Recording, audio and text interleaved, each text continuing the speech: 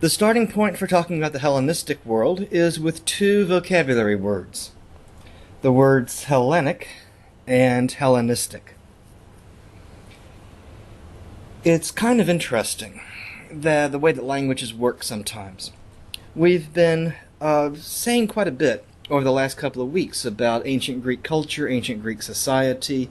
We've talked about the Greek language, the Greek gods, and so on. But it's interesting that the Greeks themselves didn't call themselves Greeks. The Romans called the Greeks. They call them the Gregos. That's where we get the word Greek from. But the Greeks didn't call themselves Greek. The Greeks call themselves the Hellenos. Hellenos is the Greek word for Greek.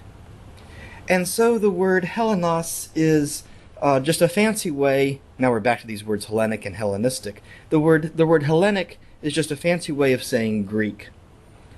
I say it's a fancy way because it uses a Greek word to refer to Greek people or language or food or whatever. If you're driving down the road and you see a sign for a Hellenic restaurant, that means they serve Greek food. Probably means they serve pretty good food, because Greek food tends to be pretty good food. Well, think about how the English language works now. If the word Hellenic means Greek, what would the word Hellenistic mean?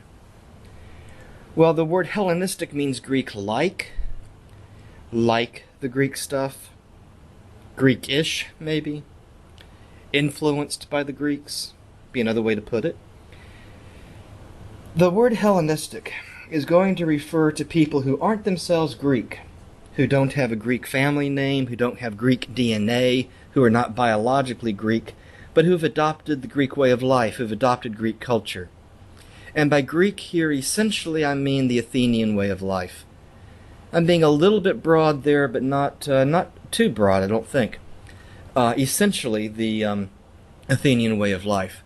We're going to see the way of life that develops in Athens spreading far beyond the city limits of Athens, far beyond what we think of as ancient Greece, and coming to affect, a big part of the Earth's population.